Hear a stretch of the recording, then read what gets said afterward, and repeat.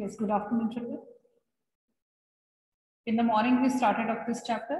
So let's continue with the reading of the chapter. I want to drive a car. I asked you a question in the morning, like, what if you are giving your best to a job, you're doing your best, you're working day in and day out, but even then you are not getting a comfortable, package. You're not getting that much that you are even able to have a 2 square meal and a roof over your head. So what will you do then? And the children suggested that they would change their job. That is the correct answer. So in case some job, you don't get job satisfaction in the minimal, it is like you should be able to have 2 square meals in a day and you should have a roof over your head. And thirdly, it should be at least enough to make you have make you have the comforts of, like, you must be having facilities to get education or the education for your family, or at least there should be the minimal standards of life should be accomplished. But here Mukesh, so let's see what happens with him, why he wants to be why he wants to change his profession, but why are there majority of the people, why don't they change?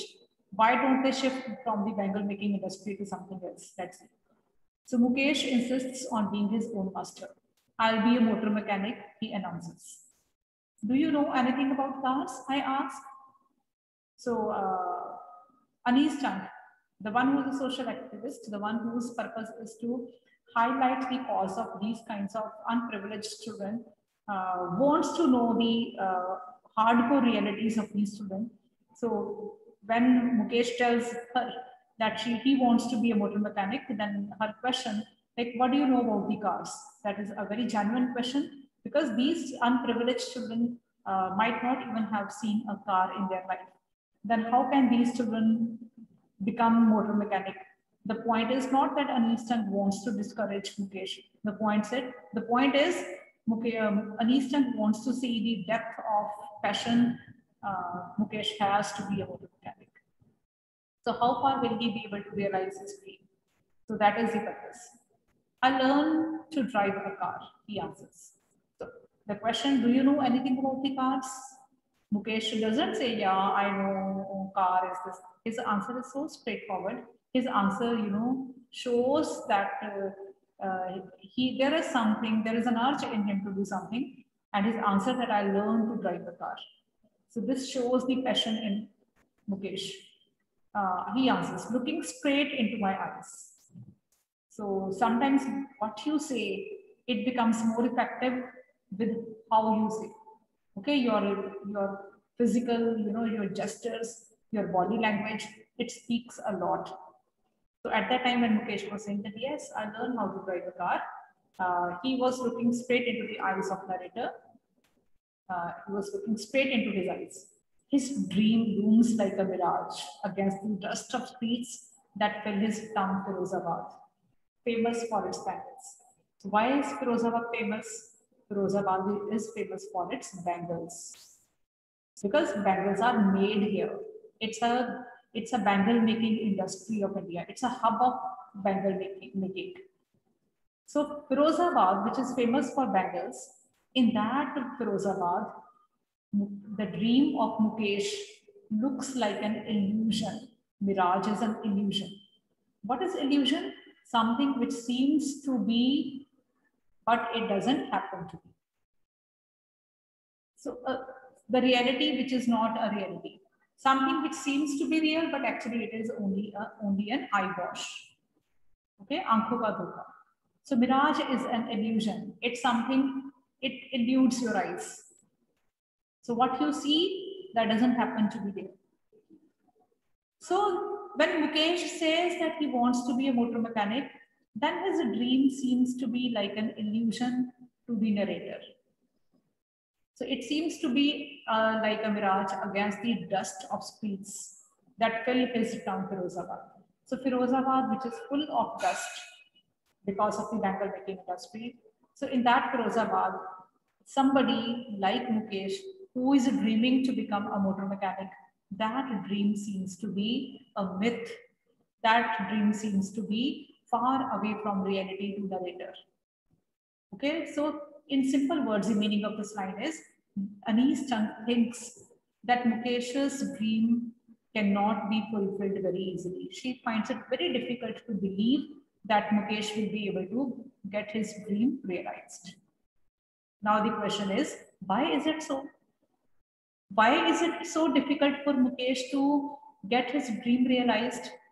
Why does Anees Chand think that his dream is like a mirage?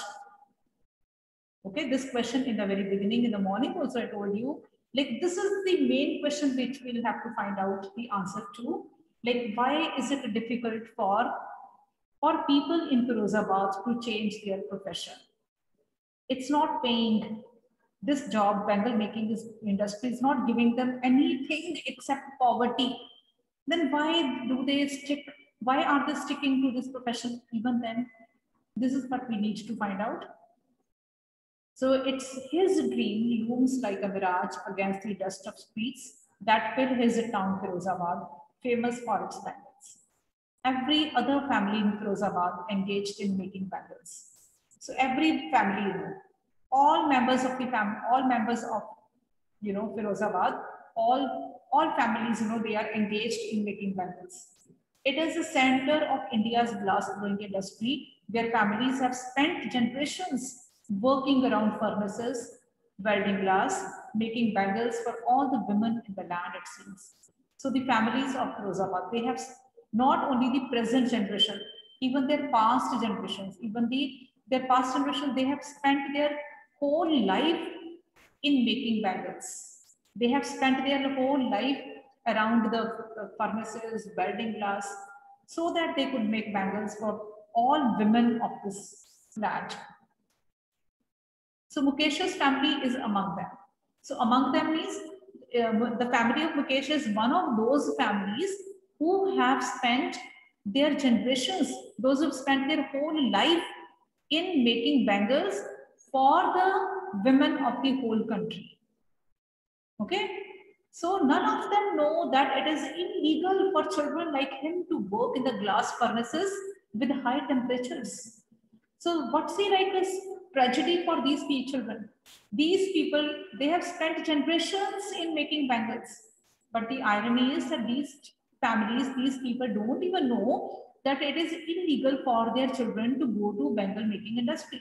It is illegal for all children to go to industry or any work. Okay, children below should not work. Law says that children below 14, they should go for compulsory and free education. Okay, Sarv Shiksha Abhiyan, education for all, says that children below 14 should get free and compulsory education anywhere all across the country. But these people who are living in Firozabad, they are unaware of this law. They don't even know that it is illegal for their children to go to the industry. So it is illegal for children to work in glass furnaces with high temperature. So number one, it is illegal for them to work, and that also in that kind of abysmal condition. They work in glass furnaces with high temperatures, in dingy cells without air and light.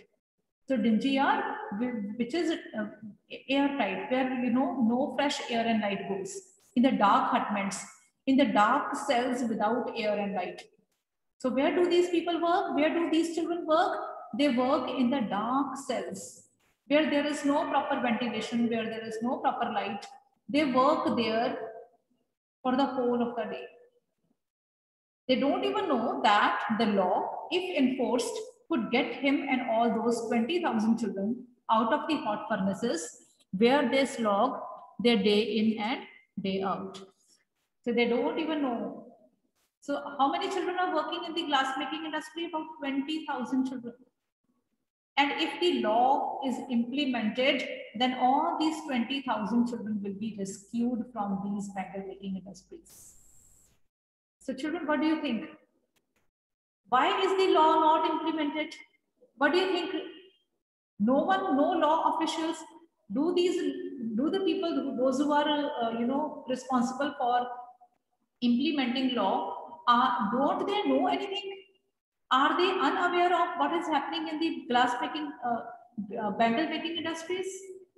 The answer is that all authorities, all laws, all people who are responsible to implement the law in Firozabad, they know what is happening in the bangle making industries. But what have they done? They have simply closed their eyes and are mute upon the abysmal condition or the miserable condition of the bangle making industries, or the people, those who are being victimized in these industries, especially the children. Right? So these people don't know that if law is enforced in these bangle making industries, then one day those 20,000 children will be rescued out of that. So where do these 20,000 children work? They work in the hot furnaces where they slog their daylight hours. So they keep on killing themselves in the whole day in front of those hot furnaces. Mukesh's eyes beam as he volunteers to take me home. So Anees Chand might have offered to go to Mukesh's house. Anees Chand, why Anees Chand wants to go to the house of Mukesh? Because Anees Chand is writing upon these people, those who are unprivileged and should be given their rights to education, right to freedom, and right to have a good life. So in order to bring about the reality, in order to show the world what is happening with these children like Sahib Alam or Mukesh, Anees Chand offers to go to his house. And Mukesh is very happy. He says, okay, I'll take you to my house. So Mukesh's eyes beam, his eyes light up as he volunteers to take me home, which he proudly says is being rebuilt. So why is Mukesh so happy in making narrator come to his house? Why he wants to take Anees Chand to his house? Because he thinks that his house is being rebuilt. So he's very proud that his house is being renovated and he wants to. So just because his house is being renovated, he wants this Anees Chand to come to her, to his house. So he volunteers, he offers, he says, okay, I'll take you to my house. And you know why is Anees Chand going to his house? Not to get some hospitality, not to get some tea or some lunch, but to see the kinds of conditions these people are living in. Okay, and what's the purpose of overviewing the situation where these people are living?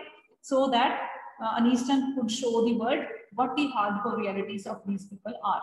And that is why we people are also able to make out like what kind of conditions these Mukesh or bangle making people, those who were engaged in. So Mukesh's family, so Mukesh volunteers to take me home, which he proudly says is being rebuilt. We walk down stinking lanes choked with garbage, past homes that remain hovels with crumbling with walls, wobbly roads, no windows crowded with families of humans and animals coexisting in a primeval state. So when Mukesh was taking Anees Chand home, then what kind of situation, what kind of environment it was all, Anees Chand is describing that.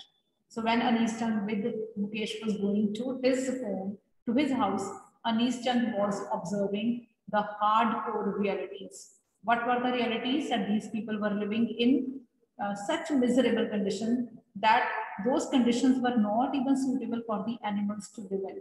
But in those conditions, animals and human beings were living together. So what were those inhuman conditions? The garbage, the streets or the lanes were stinking. And then see the line, we walked down stinking lanes chalked with garbage. So those lanes were full of garbage. Past homes that remain hovels with crumbling walls. So then they went past the homes which were full of, shaky doors. From the doors were almost on the verge of breaking or collapsing. So the doors, they ensure security of a house. But what kind of doors these houses had? They had wobbly doors, which could shake and could break any moment. So wobbly doors which had no windows, and those houses, they had no windows, crowded with families of humans and animals coexisting in a primeval state. And those houses were the ones where animals and human beings were living together in a as if it were a primitive state. He stops at the door of one such house. He, who is he? Mukesh. So Mukesh stops at one of the doors. So Mukesh stops at one of the doors. Why he stops there? Because he has come to his own house. So he stops at the door of one such house. Such means that the house where he has come now is no different from the other houses of that locality. And in the very beginning, we got to know that Mukesh was very proud that he was getting his house renovated. So see the condition of the renovated house. Then you can imagine the condition of the old houses. Okay. So he stops at one of the door of such house, bangs a wobbly iron door with his foot and pushes it open. So how does he open the door? He pushes that door open, thereby banging it with his own foot. And that was again a wobbly door. He entered a half-built shack. In one part of it, thatched with dead grass, is a firewood stove over which sits a large vessel, a sizzling spinach leaves. So when he enters, then he enters a half-built shack. Shack is a hut meant. Hut. So he enters a hut which was only half-built. How was it half-built? In one part of it, it had a roof with thatched grass. Thatch is a dry grass. So in that hut, it had a dry grassed roof. And on the other side of the hut, there was a stove on which spinach was being made, cooked. On the ground, in large aluminium platters, are more chopped vegetables.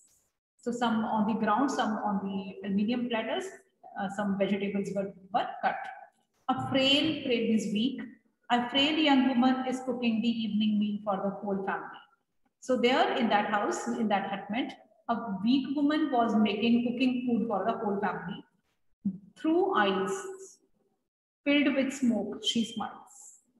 So Anis Chand was able to see her smiling, and her face was visible through her smoky eyes.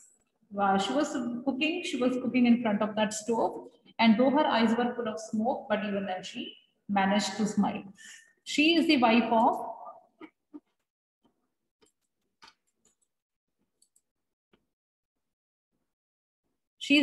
Mukesh's elder brother. Not much older in years, she has begun to command respect as a Bahu. So who that woman was? That woman was Mukesh's elder brother's wife, right? So it was Mukesh's, you can say like Mukesh's elder brother's wife.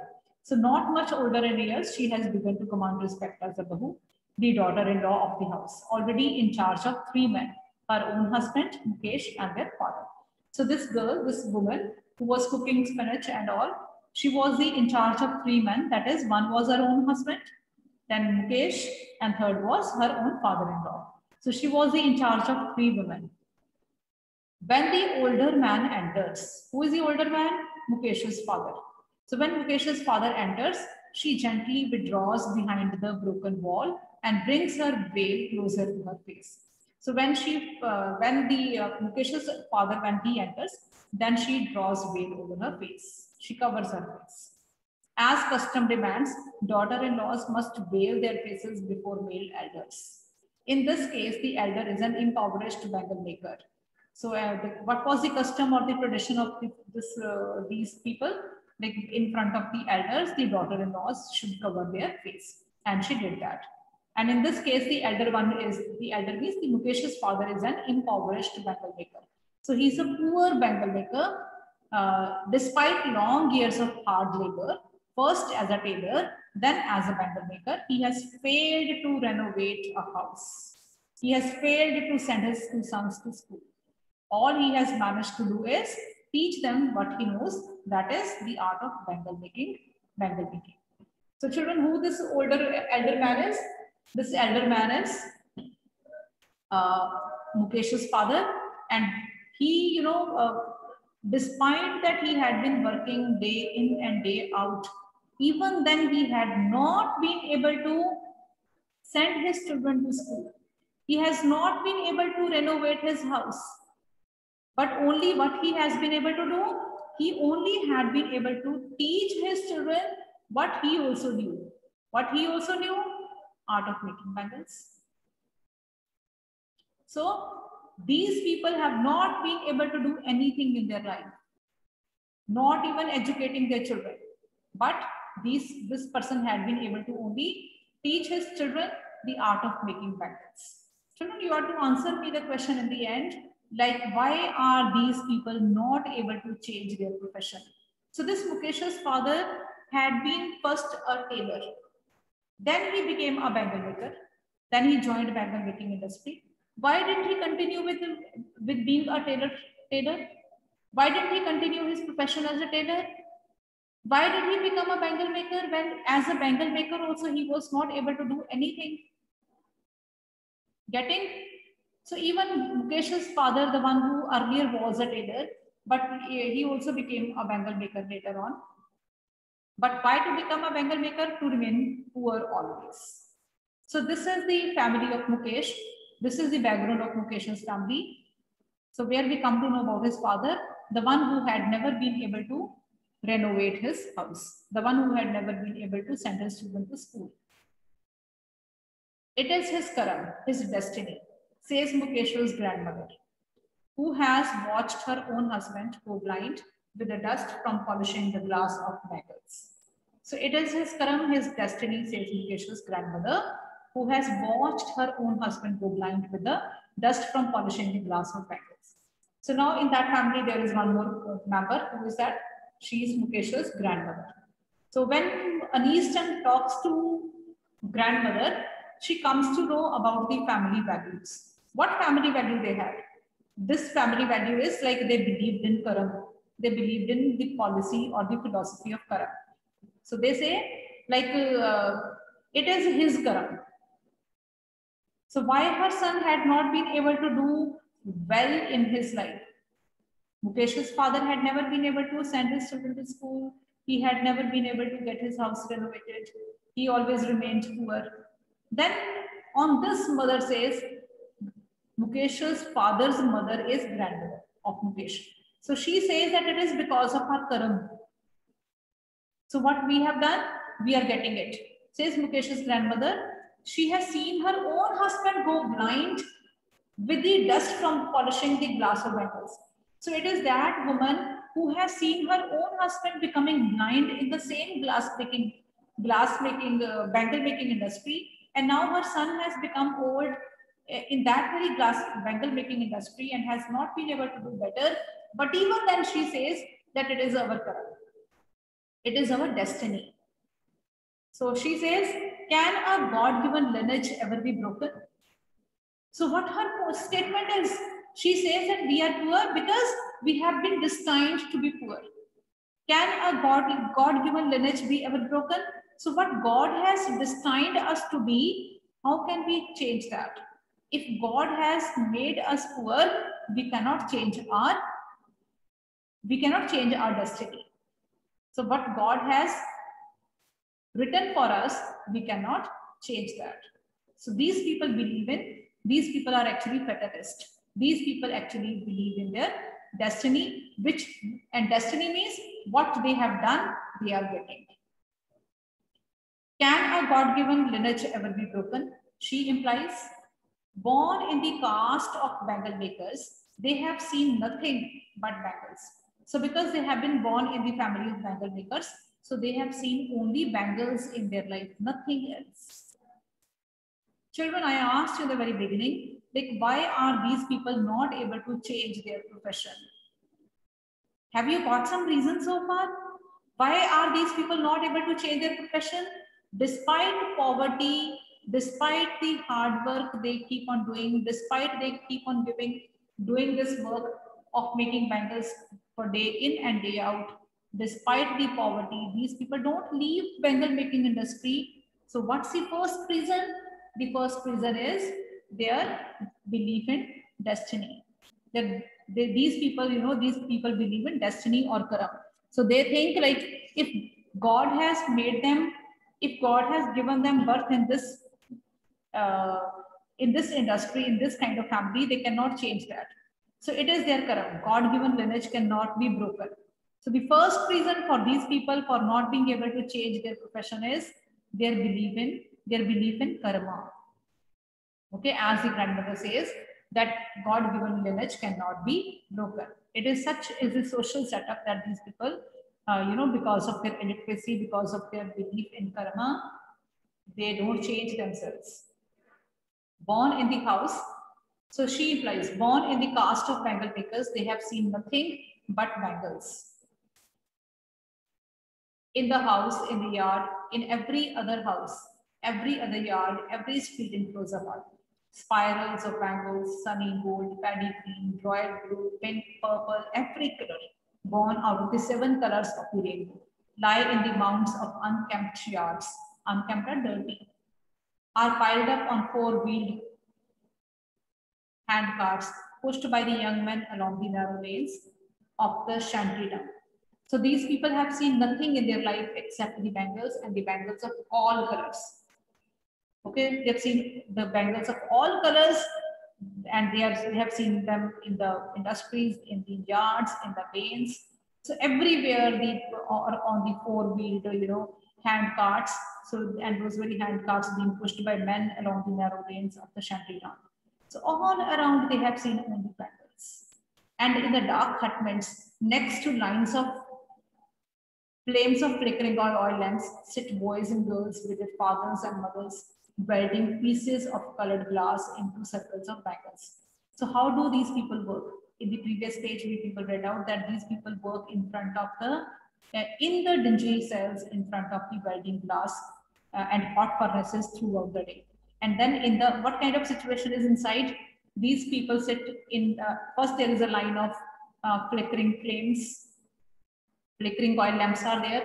Then next to those flickering oil lamps, the boys and girls and their fathers and mothers. So children and their parents, they all sit in lines in front of those welding pieces of colored glass, and they weld the pieces of colored glass into circles of bangles. So they sit in front of the welding glass, they sit in front of the hot furnaces, and they weld glass into the bangles. So their eyes are more adjusted to the dark than to the light outside. So these people, those who work for the whole of the day in those hot, dark hutments in front of the welding glass, so their eyes are more adjusted to the dark than to the light. So their eyes are comfortable when they are in the dark, but the moment they go out in the sun, their eyes become, uncomfortable. They are not able to bear that sunlight because they have been adjusted. They have got adjusted to the darkness. They have got adjusted to the welding glass because they are there inside for most of the time of the day. Their eyes are more adjusted to the dark than to the light outside. That is why they often end up losing their eyesight before they become adults. So many of these children, before they become adults, they end up thereby losing their eyesight. To see the kind of life these children are able to live. So again, my first question, why don't these people then give up? Why don't they leave this profession then? So such a difficult job and no output, no input, no money, okay, even then poverty, then what to do this kind of job for? Then why don't they leave this job? I would like to know this answer tomorrow. So meanwhile, the classes go over. Tomorrow we'll continue from here only. Okay, children, thank you.